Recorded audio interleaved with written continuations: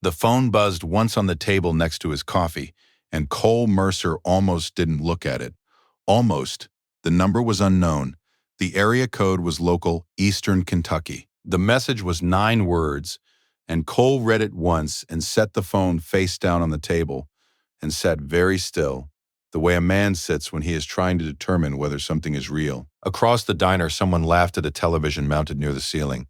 The cook dropped a pan and said something brief and profane. Outside on I-75, a semi went past with its load strapped tight, its running lights orange in the October dark. Cole picked the phone back up. The message was still there. "They're selling my sister and nobody will help me."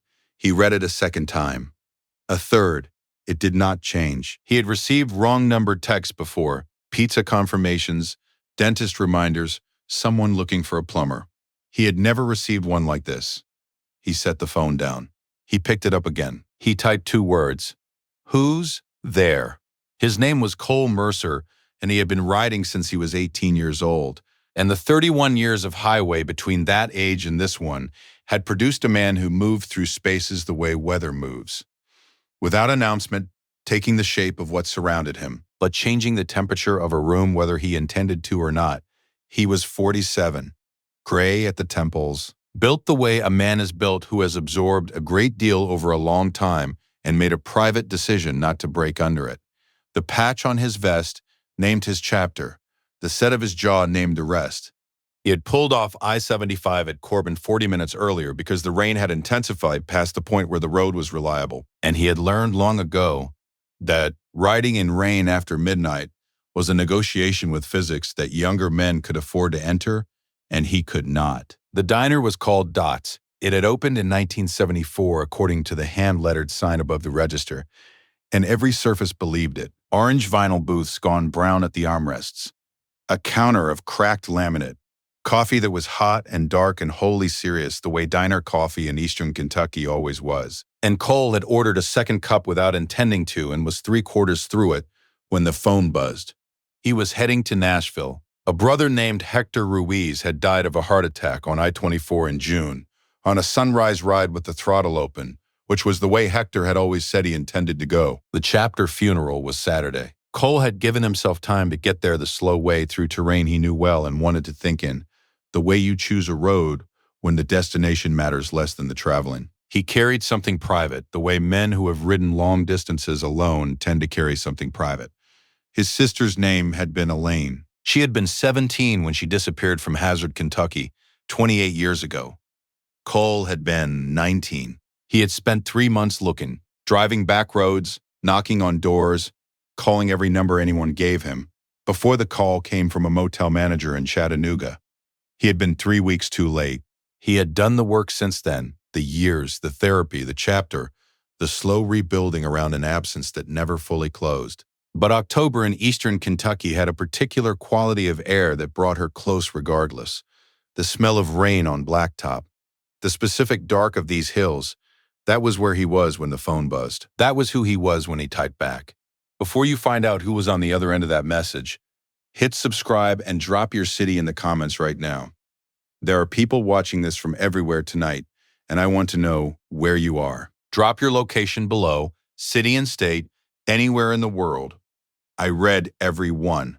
Now, back to the diner in Corbin, because what Cole Mercer was about to read next was going to take him somewhere he had not planned to go and bring a lot of people with him. The reply came 4 minutes later. Marcus, I'm 14. My sister is Destiny. She's 16. She's been gone 2 days. I think I texted the wrong number. Sorry. Cole looked at this for a long moment. Then he typed, "Don't be sorry. Tell me what happened."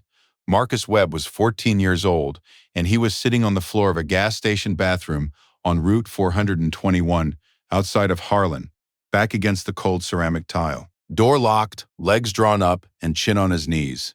He was wearing a gray hoodie that had been his before it was Destiny's.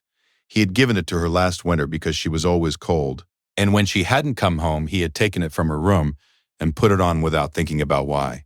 Destiny's phone was in both his hands, the crack across the screen admitting a thin line of light from under the door. Battery at 18%. He was rationing it the way you ration the last of something you know you cannot replace. Destiny had left the phone behind. That was the first thing that told him something was wrong, because Destiny went nowhere without her phone. Not to the store, not to school, not to the end of the block. She had set it on the kitchen counter Monday evening and Marcus had found it there Tuesday morning, and his mother had said she probably forgot it. And Marcus had known, with the particular certainty of a younger sibling who has been paying careful attention for years, that his mother was wrong. Destiny was 16 and quick and funny in the specific way of girls who grow up in houses where being quick and funny is the safer option. She could do an impression of their mother's voice that made Marcus laugh even when he was angry at both of them. She had been talking about getting her GED early and getting to Lexington, getting both of them to Lexington, which was the geography of their shared imagined future. Not far, not impossible, just enough distance. She had been talking about it with more urgency in the last month. Marcus understood why. Now, a man named Dale Cutter had come around twice in October, brought by their mother's boyfriend, Terry, who appeared at the apartment 3 or 4 nights a week with Cutter in tow. Cutter dressed like someone who believed he was better than whatever room he occupied. He had looked at Destiny in a way that Marcus could not name at the time but could name now. He had spoken to her in the hallway, quietly, while Terry occupied their mother in the kitchen, and Marcus had heard the register of the conversation without hearing the words. And Destiny had come back into the living room with that watchful expression she sometimes got. Not frightened, not yet, but cataloging. On Monday evening, Destiny was gone. Marcus had called 911 Tuesday morning. A deputy named Stinson arrived at the apartment at 11:14 a.m.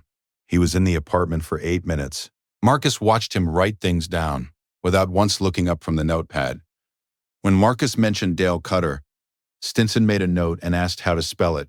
When Marcus said he thought Cutter might know where Destiny was, Stinson said that teenagers left on their own sometimes, especially girls, and that they'd be in touch.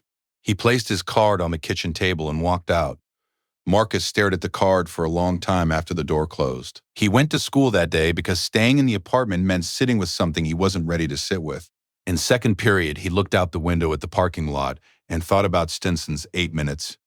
He thought about the fact that Stinson had gone to high school in Harlan, same as Terry, same as Cutter, a fact Marcus had assembled that morning from 2 overheard phone calls and a piece of information his cousin had given him 6 months ago that he hadn't understood at the time. He thought about what calling the Harlan County Sheriff's Department a second time would accomplish and how much time it would cost. After school, he had walked to the gas station on Route 421 because it was as far as he could get on foot before dark, and it had a bathroom with a door that locked. He had Destiny's phone.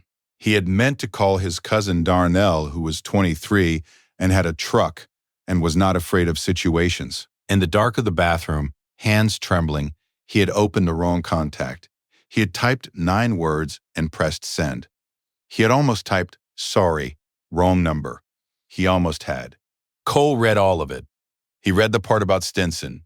He read about Cutter's voice in the hallway and Destiny's watchful expression the next morning, the catalogued escape route in her eyes. He recognized that expression in a way that went below thought, recognized it in the particular way of someone who has spent 28 years trying to understand how he missed it. He typed, "You did the right thing texting. Stay where you are. Does anyone know you're there? No. Battery, 16%. Screen brightness all the way down. Only text me. Save it." He put the phone down and laid both hands flat on the table. The diner moved around him in its late-night way. The cook cleaning behind the pass, a long-haul trucker asleep over his coffee 2 booths down. Rain on the windows making the outside world soft and indistinct. The clock above the register read 11:54 p.m. He picked the phone back up. "Do you know where Cutter takes them? Any address?" A pause, longer this time. Then, County Road 7, past the old feed store. White fence, heard Terry say it on the phone. Cole looked at this for a long moment. He thought about what calling Harlan County a second time would mean, and how long it would take, and what the word Stinson implied about the chain of calls it would move through. He had carried a specific piece of knowledge for 28 years, the names of the people to call and the order to call them, and he had carried it unused. Like a key for a door he hoped would never need opening, he typed to Marcus, "Sit tight, don't move. I'm making some calls." He dialed a number that was not a chapter number. A man named Warren had been a Kentucky State Police detective for 22 years and owed Cole a favor of the kind that doesn't expire. Warren answered on the second ring. The call lasted 4 minutes and covered three things: the county road, the feed store, the white fence, and a name. Warren said 2 words before he hung up. Cole didn't need more than 2 words. He made one more call. He gave the county road. He gave the feed store. He gave the white fence. He asked the number 89 as a question. The answer came back fast. He left $20 on the table. He walked to his bike in the rain. He texted Marcus from the parking lot. State police coming. I'm coming. Stay in the bathroom. A pause. Then, are you a cop? No. Then, why are you helping? Cole sat on the Harley with the rain coming down on the empty lot, and the phone the only light. He looked at the question for a moment. I had a sister too. He didn't wait for an answer. He started the engine and pulled onto I-75 East. County Road 7 was 41 miles from Corbin through terrain that doesn't forgive inattention. Narrow 2 lanes with no shoulder, hillsides rising close on both sides, the rain-dark road giving back only what the headlights showed. Cole rode it the way he had ridden roads like it for 30 years. Eyes forward, no faster than the next 10 yards, the machine balanced through each curve the way you balance a conversation rather than a confrontation. At 1:03 a.m. he texted Marcus. We found her. She's okay. Warren's people have her. Call me. The phone rang once. She's okay, Cole said before Marcus could speak. She's safe with state police. I need to know where you are. On the other end of the line, there was silence. Not the silence of someone who had nothing to say, but the silence of someone who had been holding something heavy for so long that the moment of setting it down had taken their voice with it. Take your time, Cole said. Engines.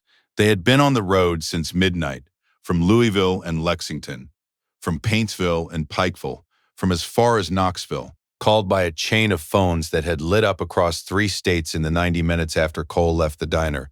89 motorcycles on roads not made for 89 motorcycles, in rain not made for riding, at an hour when Harlan County had gone dark and quiet. Nobody had asked for more than the county road and the white fence, and the reason had been enough. They arrived at the property past the old feed store in the formation such arrivals always take. Organized, deliberate, the engines dropping to silence one by one until the last one cut and the October dark settled back over everything. 3 Kentucky State Police cruisers were already on the property. The Warren had come through at 12:44 a.m. Warren's team had moved at 12:51. By the time the first motorcycle turned off the county road, the immediate thing had been handled by the people whose job the immediate thing was. But the people on the motorcycles were not here for the immediate thing. They were here because Cole had called and because the word he had used on those calls, the specific word, the one he almost never used, told them everything about what kind of night this was. Jimmy Reese was the first off his bike. He was 55 years old, road captain, built like a man who had spent his whole life choosing, very deliberately, which fights to take. He walked to Cole and looked at him for a moment. How is she? Jimmy said, shaken, with Warren's people. The boy? Behind them, 87 people waited without speaking, some on their bikes, some standing beside them, some with their helmets off and their faces turned toward the property. The silence had a specific character, not the silence of waiting for something to happen, but of something that had been stopped. A held breath, finally let out. A car turned off the county road at 1:47 a.m. It parked near the cruisers. The passenger door opened and Marcus Webb climbed out, still in Destiny's gray hoodie, still holding the phone with the cracked screen at 9% battery. He saw the motorcycles. He stopped. He stood in the rain and looked at 89 people who had come to a county road in eastern Kentucky at 2 in the morning because a boy had sent a text to the wrong number. His shoulders dropped. All at once, everything he had been holding released. He whispered something to himself that the rain carried off before anyone could hear it. And then he walked toward the state police vehicle where his sister was sitting wrapped in a blanket, and the people around him let him through without a word. Dale Cutter was taken into custody at 1:09 a.m. 3 other men were arrested at the property that night.